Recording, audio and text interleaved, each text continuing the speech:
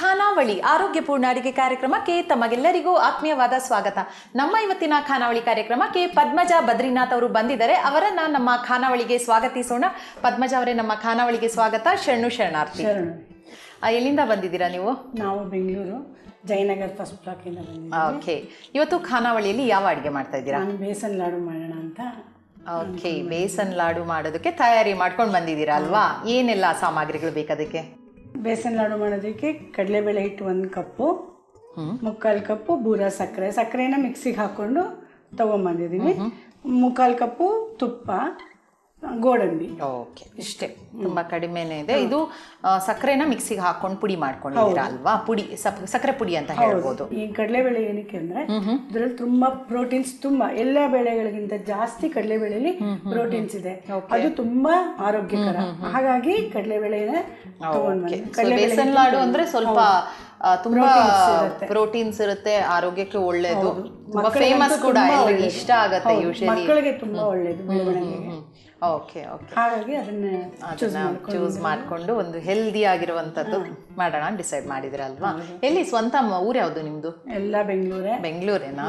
ಎಲ್ಲ 3 ಬ್ಲಾಕ್ಸ್ ಅಲ್ಲೇ ನಮ್ ಲೈಫ್ ಎಲ್ಲ ಆಗೋಯ್ತು. First block, second block, third block. Okay, ಅಲ್ಲೇ ಶಿಫ್ಟ್ ಆಗ್ತಾ ಇದ್ರಾ? ಅಷ್ಟೇ. ಇಲ್ಲ, ಬೆಳೆದಿದ್ದೆಲ್ಲ ಸೆಕೆಂಡ್ ಬ್ಲಾಕ್ ಅಲ್ಲಿ, ಮದ್ವೆ ಆಗಿದ್ದು ಥರ್ಡ್ ಬ್ಲಾಕ್ ಅಲ್ಲಿ, ಇವಾಗ ಸದ್ಯಕ್ಕಿರೋದು ಫಸ್ಟ್ ಬ್ಲಾಕ್ ಅಲ್ಲಿ. ಓಕೆ, ಚೆನ್ನಾಗಿದೆ ನಿಮ್ದು ಫಸ್ಟ್ ಸೆಕೆಂಡ್ ಥರ್ಡ್ ಅಂತ. ಓಕೆ, ಶುರು ಮಾಡೋಣ ಅಲ್ಲ? ಫಸ್ಟ್ ಏನ್ ಮಾಡ್ಕೋಬೇಕೀಗ? ಈಗ ಒಂದು ಬಾಣಲಿ ತಗೊಳ್ಳೋಣ. ಓಕೆ, ತಗೊಂಡು ಕಡಲೆಬೇಳೆ ಹಿಟ್ಟನ್ನ ಹುರ್ಕೋಬೇಕು. ಓಕೆ, ಒಲೆ ಫಸ್ಟ್ ಸ್ಟವ್ ಹಚ್ಕೋತೀನಿ. ಸರಿ,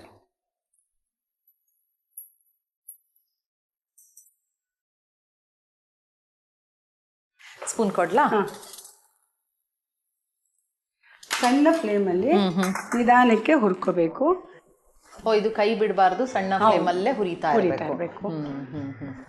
ಮತ್ತೆ ಈಗ ಇರೋದು second block? First block confusion, first second third ಅಂತ. ಸೊ ಯಾರೆಲ್ಲ ಇದ್ದೀರಾ ಮನೆಯಲ್ಲಿ? ನಮ್ದು ಜಾಯಿಂಟ್ ಫ್ಯಾಮಿಲಿ. ಮಾವ ಇದ್ದಾರೆ 96 ಇಯರ್ಸ್. ಓಕೆ, ಆಮೇಲೆ ನಾವು, ನಮ್ಮ ಸೊಸೆ, ನಾವು ಒಂದೇ ಕಡೆ ಓರ್ಗಿತ್ತಿದ್ರೆ ಇದ್ದೀವಿ. ಎಷ್ಟು ಜನ ಇದ್ದೀರಾ? ಅಲ್ಲಿ 3 ಮೆಂಬರ್ಸ್ ಇದ್ದೀವಿ. ಟೋಟಲ್ ನಾವು 5 ಮೆಂಬರ್ಸು. 3 ಮೆಂಬರ್ಸ್ ಒಂದೇ ಕಡೆ ಇದ್ದೀವಿ. ಒಂದೊಂದು ಫ್ಲೋರಲ್ಲಿ ಒಬ್ಬೊಬ್ರು ಇದ್ದೀವಿ. ಸೊ ಟೋಟಲ್ ಮನೇಲಿ ಎಷ್ಟು ಜನ ಇದ್ದೀರಮ್ಮ ನೀವು? ನಮ್ಮ ಮನೆಯಲ್ಲಿ ಜಾಯಿಂಟ್ ಫ್ಯಾಮಿಲಿ ಅಂದಿರಾ, 6 ಜನ ಇದ್ದೀರಾ ಒಂದು ಫ್ಲೋರಲ್ಲಿ. ಇನ್ನೊಂದು ಫ್ಲೋರಲ್ಲಿ 4 ಮೆಂಬರ್ಸ್ ಇದ್ದೀವಿ. ಮತ್ತೆ ಇನ್ನೊಂದು ಫ್ಲೋರಲ್ಲಿ 4 ಮೆಂಬರ್ಸು. ಹಾಗೆ ಇಲ್ಲ, ಬಟ್ ಟೋಟಲ್ ಎಷ್ಟು? ಒಂದು 15 ಜನ ಇದ್ದೀರಾ? ಇದ್ದೀವಿ. ಓಕೆ ಓಕೆ, ಅಂದ್ರೆ ಎಲ್ಲ ತುಂಬಾ ಹತ್ರನೇ, ಒಂದೊಂದು ಫ್ಲೋರಲ್ಲಿ ಅಂದ್ರೂ ಒಂಥರ ಒಂದೇ ಕುಟುಂಬದಾಗೆ ಇದ್ದೀರಾ? ಹೌದು. ಬಹಳ ವಿಶೇಷ. ಈಗ ಅವರು ಏನಾದ್ರು ಪಕ್ಕದ ಮನೆಯಲ್ಲಿ ಇರೋಕ್ಕೂ ಇಷ್ಟಪಡೋದಿಲ್ಲ, ನಾವು 1-2 ಕಿಲೋಮೀಟರ್ ದೂರ ಇರೋಣ ಅಂತ ಯೋಚನೆ ಮಾಡ್ತಾರೆ ಎಲ್ಲರೂ. ಎಲ್ಲ ಒಂದೇ ರೀತಿಯ ಒಂದು ಜಾಯಿಂಟ್ ಫ್ಯಾಮಿಲಿ ತರನೇ. ಮದ್ವೆ ಆಗಿ 34 ಇಯರ್ಸ್ ಆಯ್ತು. ಆಗ್ಲಿಂದ ಎಲ್ಲ ಜೊತೆ ಅನ್ಯೋನ್ಯವಾಗಿ ಜೊತೆಗೆ ಎಲ್ಲ ಕೂಡು ಕುಟುಂಬದಲ್ಲಿ ಇದ್ದೀರಾ. ವಿಶೇಷನೇ ಇಂತ ಒಂದು ಕೂಡು ಕುಟುಂಬ ಈಗಿನ ಕಾಲದಲ್ಲಿ ಇರೋದು ಅಲ್ವಾ? ಎಲ್ರು ಏನದು ಗಂಡ ಹೆಂಡತಿ 1 ಮಗು ಅಷ್ಟೇ, ಅತ್ತೆ ಮಾವ ಎಲ್ಲೋ ಇರ್ತಾರೆ, ಯಾವ್ದೋ ಹಳ್ಳಿಯಲ್ಲಿ ಇರ್ತಾರೆ, ಆ ತರ. ನನ್ನ 3 ಜನ ಮಕ್ಕಳು. ಮಗನ್ ಮದ್ವೆ ಆಗಿದೆ. ಓಕೆ, ಮಗಳು ಮೆಡಿಕಲ್ ಓದ್ತಾ ಇದ್ದಾಳೆ, ಚಿಕ್ಕವಳು. ದೊಡ್ಡವಳು ಫಾರಿನ್ ಅಲ್ಲಿ. ಓಕೆ, ಏನ್ ಮಾಡ್ತಾ ಇದ್ದಾಳೆ? ಅಲ್ಲಿ ವರ್ಕ್ ಮಾಡ್ತಾ ಇದ್ದಾಳೆ. ಓಕೆ ಓಕೆ, ಫಸ್ಟ್ ದೊಡ್ಡವನು ಮಗ ದೊಡ್ಡವನು. Okay okay. ಮತ್ತೆ ಅಡಿಗೆ ಬಗ್ಗೆ ಎಲ್ಲ ಆಸಕ್ತಿ ಇದೆಯಾ ನಿಮ್ಗೆ? ಮಾಡ್ತೀರಾ ಅಡಿಗೆನೆಲ್ಲ? ಹೊಸ ಟ್ರೈ ಎಲ್ಲ ಮಾಡಿದೀರಾ? ಮಾಡ್ತೀನಿ. ಆದ್ರೂ ನಮ್ದು ಬೇಸಿಕ್ ಆಗಿ ಅತ್ತೆಯವರು ಇದ್ದಿದ್ರಿಂದ ಅವ್ರದ್ದು ಫಾಲೋ ಮಾಡೋದೇ ಜಾಸ್ತಿ. ಇವಾಗ ಮಕ್ಕಳೆಲ್ಲ ದೊಡ್ಡವ್ರು ಆಗ್ತಾ ವೆರೈಟೀಸ್ ಬೇಕು ಅಂತಾರಲ್ವಾ, ಸೊ ಎಲ್ಲ ವೆರೈಟೀಸ್ ಇವಾಗ ಕಲ್ತ್ಕೊಂಡು ಮಾಡ್ತಾ ಇದೀವಿ. ಅತ್ತೆಯವರು ಹೇಳಿದ ಅಂದ್ರೆ ಯಾವ ತರ ಅಡಿಗೆ ಅವ್ರು ಮಾಡ್ತಾ ಇದ್ದಿದ್ದು? ಅಂದ್ರೆ ಸಂಪ್ರದಾಯ ಅಡಿಗೆನೆ ಮಾಡಿರ್ತಾರೆ. ಸಂಪ್ರದಾಯ ಅಡಿಗೆನೆ. ಯಾವ ತರ? ಕರ್ನಾಟಕ ಸ್ಟೈಲ, ಸೌತ್ ಅಂದ್ರೆ ಸೌತ್ ಇಂಡಿಯನ್ ಸ್ಟೈಲ್? ಯಾವ ತರ, ಏನ್ ಅಡಿಗೆಗಳು ಮಾಡ್ತಿದ್ರಿ? ಅದೇ ಹುಳಿ, ರಸಂ, ಮಾತ್ರ ಊಟಕ್ಕೆ ಪಲ್ಯಗಳು, ಚಟ್ನಿಗಳು ವಿಪರೀತ ಮಾಡ್ತಾ ಇದ್ರು ನಮ್ಮ ಮನೇಲಿ. ಬಟ್ ಅದು ತುಂಬಾ ಒಳ್ಳೇದು. ಕಡಲೆಬೇಳೆ ಚಟ್ನಿ, ಧನಿಯಾ ಚಟ್ನಿ, ಆಮೇಲೆ ಶುಂಠಿ ಚಟ್ನಿ. ವಿಪರೀತ ಅಂದ್ರೆ ವಿಪರೀತ ವೆರೈಟೀಸ್ ಹೇಳ್ಕೊಟ್ಟಿದ್ದಾರೆ. ಇವಾಗ ಮಕ್ಕಳೆಲ್ಲ ದೊಡ್ಡವರಾದ್ಮೇಲೆ ಈ ಕಾಲದ ಫುಡ್ ಚಾಟ್ಸ್ ತುಂಬಾ ಇಷ್ಟ. ನೀವೆಲ್ಲ ಕಲ್ತ್ರ? ಹೇಗೆ ಕಲ್ತ್ರಿ? ಎಲ್ಲ ಟಿವಿ ನೋಡ್ಕೊಂಡು? ಟಿವಿ ನೋಡ್ಕೊಂಡು ಇಲ್ಲ, ಟಿವಿ ನೋಡ್ಕೊಂಡು ಸ್ವಲ್ಪ.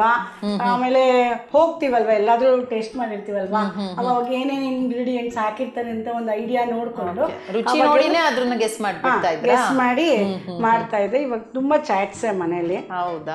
ಯಾವ್ದೆಲ್ಲ ಚಾಟ್ಸ್ ಅಂದ್ರೆ ಏನದು? ಪಾನಿಪುರಿ ಅಂತದೆಲ್ಲ ಮಾಡ್ತೀರಾ? ಮಸಾಲ ಪುರಿ, ಪಾನಿಪುರಿ, ದಹಿ ಪುರಿ, ಸೇವ್ ಪುರಿ, ಬೇಲ್ಪುರಿ, ಆಮೇಲೆ ಇದು ಸ್ಯಾಂಡ್ವಿಚಸ್ ಎಲ್ಲ ಮಾಡ್ತೀವಿ. ಒಂದು ರೆಸ್ಟೋರೆಂಟ್ ನೀವು ಓಪನ್ ಮಾಡ್ಬೋದು ಅಂತ, ಯಾಕಂದ್ರೆ ಅಷ್ಟೊಂದು ಕಲ್ತಿದ್ದೀರಾ.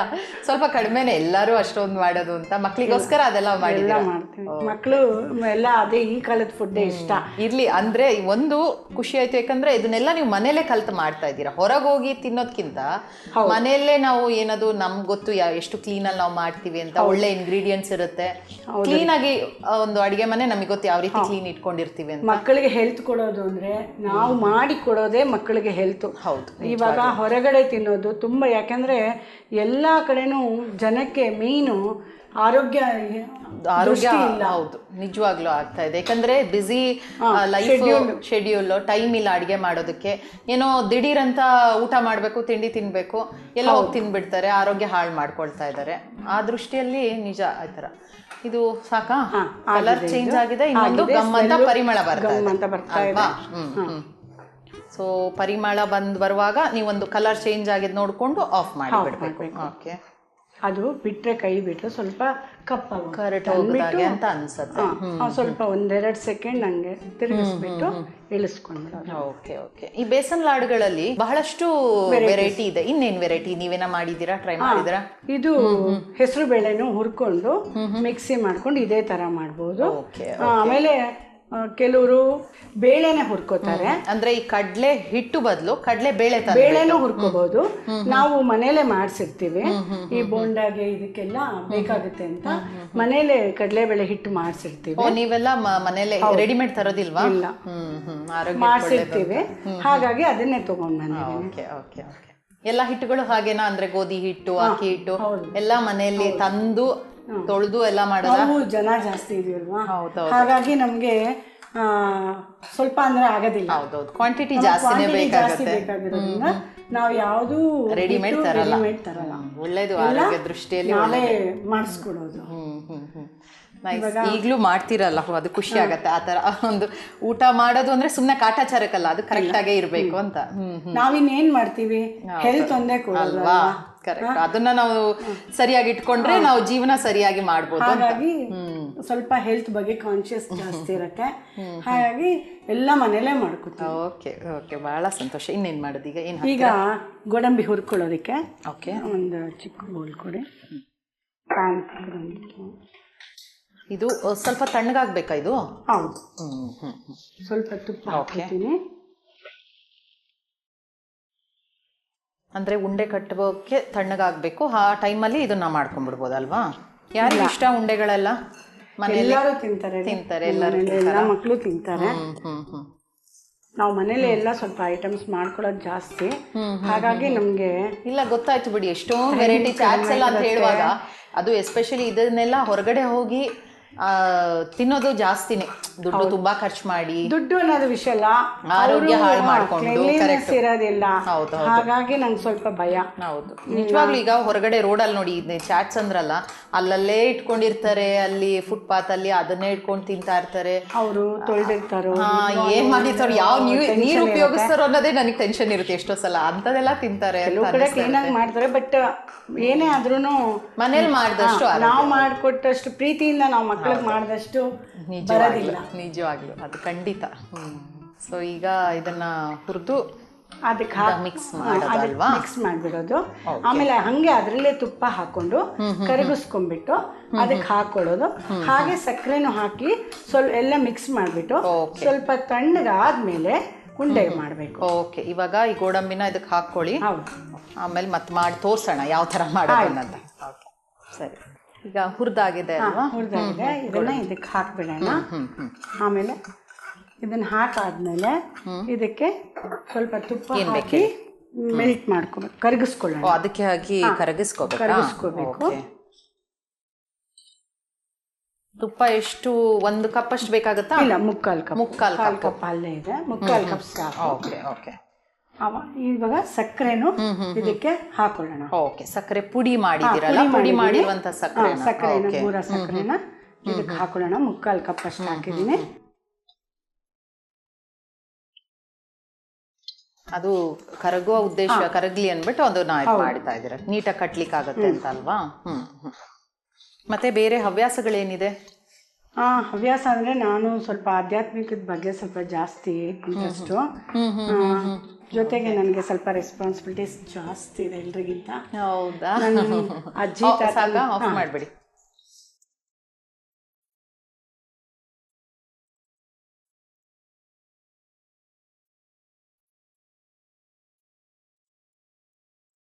ಮತ್ತೆ ಈ ಬಸವ ಟಿವಿ ನೋಡ್ತೀರಾ? ಬಸವ ವಾಹಿನಿ ಬಗ್ಗೆ ಏನನ್ಸುತ್ತೆ? ಖಾನಾವಳಿ ಕಾರ್ಯಕ್ರಮದ ಬಗ್ಗೆ ಏನನ್ಸುತ್ತೆ ನಿಮಗೆ? ಚೆನ್ನಾಗಿದೆ ಖಾನಾವಳಿ ಇದು ಪ್ರೋಗ್ರಾಮು.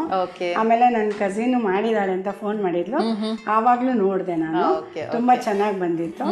ಅದಾದ್ಮೇಲೆ ಸ್ವಲ್ಪ ಬಸವಣ್ಣನವರ ಬಗ್ಗೆ ನನಗೆ ಸ್ವಲ್ಪ ಆಕರ್ಷಣೆ ಜಾಸ್ತಿ. ಯಾಕಂದ್ರೆ ನಾವು 6ನೇ ಕ್ಲಾಸಲ್ಲಿ ಓದ್ತಾ ಇರೋವಾಗ ಬಸವಣ್ಣನವರ ಒಂದು ಪದ್ಯ ಬಂದಿತ್ತು ನಮಗೆ.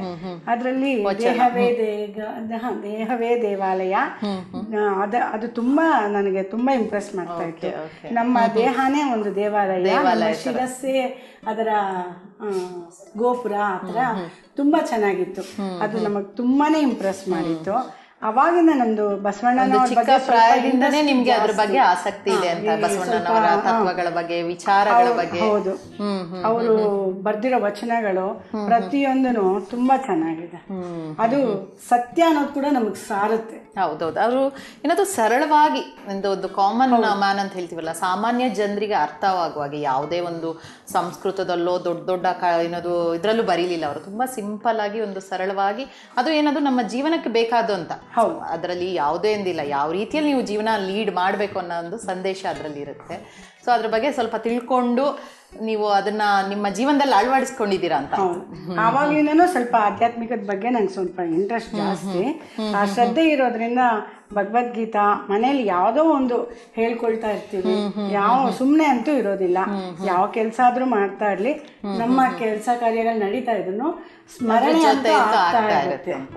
ಬಹಳ ಸಂತೋಷ. ಯಾಕಂದ್ರೆ ನಾವು ಮನಸ್ಸಲ್ಲಿ ಒಂದು ಖುಷಿಯಲ್ಲಿದ್ರೆ ಯಾವ ಕೆಲಸನೂ ಶ್ರದ್ಧೆಯಿಂದ ನೀವು ಹೇಳಿದಾಗ ಮಾಡ್ಬೋದು, ಅದು ಸಕ್ಸಸ್ ಕೂಡ ಆಗತ್ತೆ. ಹೌದಾ? ಒಂದು 5-10 ನಿಮಿಷ ಆದ್ಮೇಲೆ ಸ್ವಲ್ಪ ತಣ್ಣಗಾಗತ್ತೆ. ಅದು ಬಿಸಿ ಇರುತ್ತಲ್ವ ತುಪ್ಪ, ಸ್ವಲ್ಪ ತಣ್ಣಗಾದ್ಮೇಲೆ ಉಂಡೆ ಕಟ್ಬೇಕು. ತಣ್ಣಗಾಗ್ಬೇಕಾ ಉಂಡೆ? ಬಿಸಿ ಬಿಸಿ ಕಟಕ ಅಲ್ವಾ? ತುಂಬಾ ಮುಟ್ಟಕ್ಕೂ ಆಗೋದಿಲ್ಲ. ಒಂದು 10 ಮಿನಿಟ್ಸ್ 5-10 ಮಿನಿಟ್ಸ್ ಬಿಟ್ರೆ ಒಂದ್ ಸ್ವಲ್ಪ ಕಡಿಮೆ ಆಗತ್ತೆ ಬಿಸಿ. ಉಂಡೆ ಕಟ್ತೀವಿ. ಓಕೆ, ಸರಿ. ತುಂಬಾ ಬೇಗ ಆಗತ್ತೆ.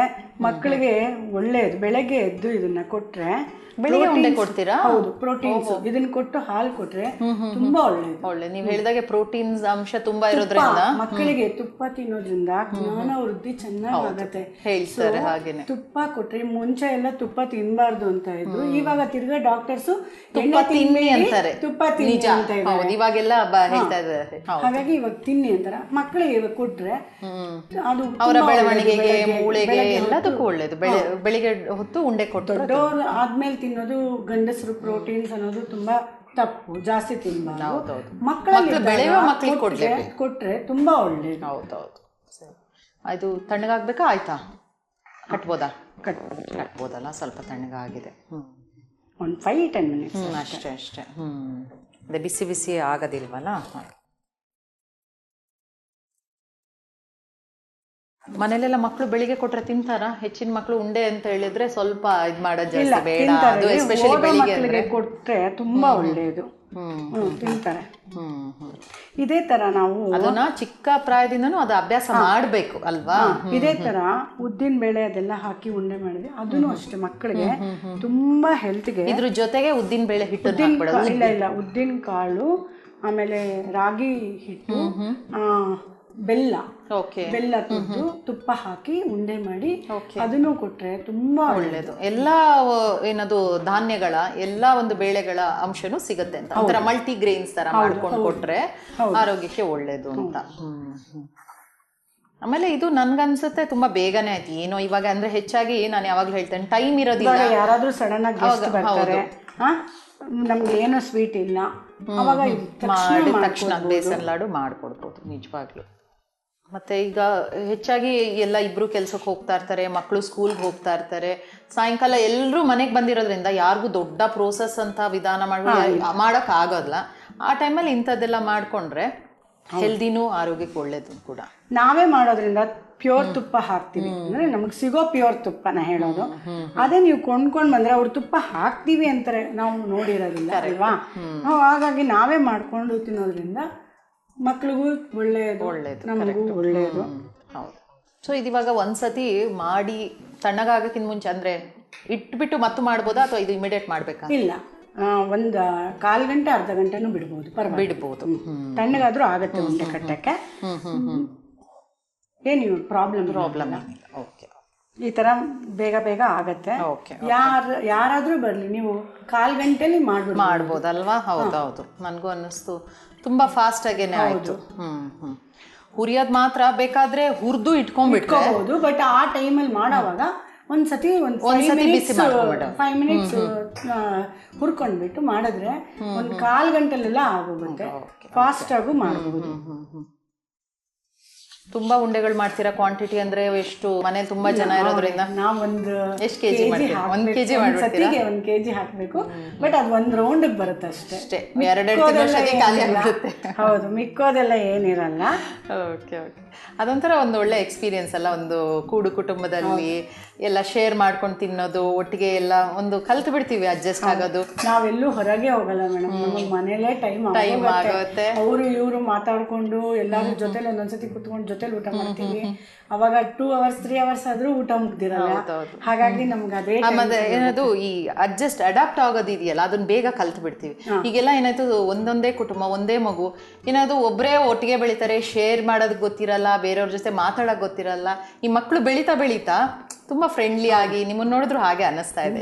ನೀವು ಕೂಡ ತುಂಬಾ ಫ್ರೆಂಡ್ಲಿ ಆಗಿ ತುಂಬಾ ಕುಟುಂಬದಿಂದ ಬಂದಿದ್ದೀರಾ ಅಂತ ಗೊತ್ತಾಗುತ್ತೆ. ಮೇಡಮ್ ವಿಭೂತಿ ಕೊಡಿ.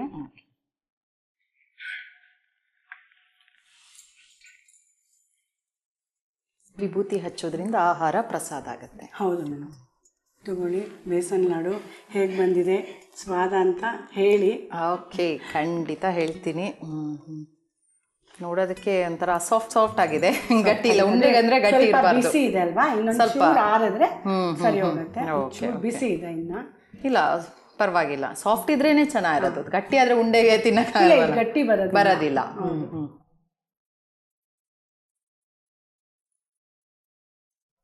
ನೀವು ಹೇಳಿದಾಗೆ ಸ್ವಾದ ಅದ್ಭುತವಾಗಿದೆ. ಒಳ್ಳೆ ತುಪ್ಪದ ಘಮ ಇದೆ. ಆಮೇಲೆ ಇದು ಹದವಾಗಿ ಹುರಿದಿದ್ದೀರಾ. ಆ ಬ್ಯಾಲೆನ್ಸ್ ಇದೆಯಲ್ಲ, ತುಂಬ ನನ್ನ ಪ್ರಕಾರ ಹಸಿನೂ ಆಗಬಾರ್ದು, ಓವರ್ ಅಂದರೆ ಜಾಸ್ತಿನೂ ಹುರಿಬಾರ್ದು ಅಲ್ವಾ. ಆ ಹದ ಪರ್ಫೆಕ್ಟ್ ಆಗಿದೆ ಮತ್ತು ತುಂಬ ಸಾಫ್ಟ್ ಇದೆ. ನೀವು ಹೇಳಿದಾಗೆ ಈ ಥರ ಇದ್ರೆ ಮಕ್ಕಳು ಚೆನ್ನಾಗಿ ತಿಂದುಬಿಡ್ತಾರೆ. ಏನದು ಬೆಣ್ಣೆ ಥರ ಕರಗೆ ಹೋಯ್ತು. ತುಂಬ ನಿಜವಾಗ್ಲೂ ಅದ್ಭುತವಾಗಿ ಮಾಡಿದ್ದೀರಾ. ಬಹಳಷ್ಟು ಸಲ ತಿಂದಿದ್ದೀನಿ, ನಾನು ತಿಂದಿರೋದ್ರಲ್ಲಿ ಒನ್ ಆಫ್ ದ ಬೆಸ್ಟ್ ಅನ್ಬೋದು. ಇದು ಅಷ್ಟು ಚೆನ್ನಾಗಿದೆ, ತುಂಬ ರುಚಿಯಾಗಿ ಬೇಸನ್ ಲಾಡನ್ನು ನಮಗೆ ಮಾಡಿ ತೋರಿಸಿದ್ದೀರಾ. ಖಾನಾವಳಿಗೆ ಬಂದು ನಮ್ಮ ಖಾನಾವಳಿ ತಂಡದ ಪರವಾಗಿ ಹಾಗೆ ನಮ್ಮ ಬಸವ ವಾಹಿನಿ ಕಡೆಯಿಂದ ನಿಮಗೊಂದು ಕಿರುಕಾಣಿಕೆ. ನಿಮಗೆ ಧನ್ಯವಾದಗಳು. Thanks madam. ನಿಮಗೂ ಧನ್ಯವಾದಗಳು. ನಿಮಗೂ, ನಿಮ್ಮ ಟಿವಿಯವ್ರಿಗೂ, ನಿಮ್ಮ ಟಿವಿ ತಂಡದವರಿಗೂ ಎಲ್ಲರಿಗೂ ನಮ್ಮ ಕಡೆಯಿಂದ ಧನ್ಯವಾದಗಳು. ಓಕೆ, ಶರಣಾರ್ಥಿ. ನೋಡಿದ್ರಲ್ಲ ವೀಕ್ಷಕರೇ, ಇವತ್ತಿನ ಖಾನಾವಳಿಯ ಬೇಸನ್ ಲಾಡನ್ನು ಹೇಗೆ ಮಾಡಿದ್ರು ಅಂತ. ಅದನ್ನು ತಪ್ಪದೆ ನೀವು ಕೂಡ ಮನೇಲಿ ಮಾಡಿ ನೋಡಿ. ಇದೇ ರೀತಿ ಮುಂದಿನ ಸಂಚಿಕೆಯಲ್ಲಿ ಮತ್ತೊಂದು ಹೊಸ ರುಚಿಯೊಂದಿಗೆ ನಿಮ್ಮನ್ನು ಭೇಟಿ ಆಗ್ತೀನಿ. ಅಲ್ಲಿವರೆಗೂ ನೋಡ್ತಾ ಇರಿ ಶ್ರೀ ಬಸವ ಟಿವಿ. ಇದು ಸಂಸ್ಕಾರದ ಬೆಳಕು. ಶರಣಾರ್ಥಿ.